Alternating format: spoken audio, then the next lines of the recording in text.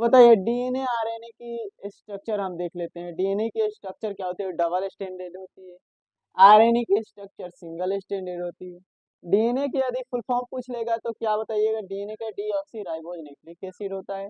RNA का ribose nucleic acid होता है। ये जेनेटिक मटेरियल होता है हम लोग में और सारे में।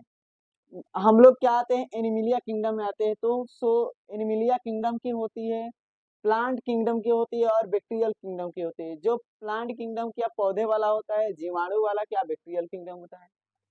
और कुछ वायरस में क्या होती है? डीएनए जेनेटिक मटेरियल होती है और क्या होती है? सिंगल स्टैंडर्ड होती है।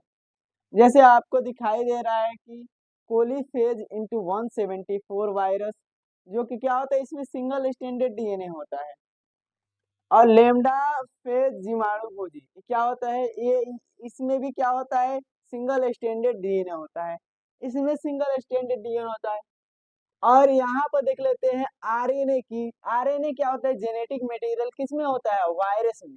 लेकिन कुछ वायरस में आरएनए जेनेटिक मटेरियल नहीं होता है, डीएनए होता है। जो यही वायरस है, डीएनए पाया गया था। और क्या होता है कि इसकी जो वायरस वायरस है, कुछ वायरस में क्या होता है? डबल स्टैंडर्ड भी क्या होता है? आरएनए होता है। जैसे आपको दिखाई रोटा वायरस दिखाई दे रहा है, बोन ट्यूमर वायरस दिखाई दे रहा है। ये दो वायरस में क्या होता है कि डबल स्टैंडर्ड आरएनए होता है, डबल स्टैंडर्ड आरएनए। समझ में आ रहा है? जेनेटिक मटेरियल आरएनए ही होता है, लेकिन क्या होता है? डबल स्टैंडर्ड होता है। लेकिन किसी में भी नहीं पाया जाता डबल स्टैंडर्ड, यही दो को छोड़कर।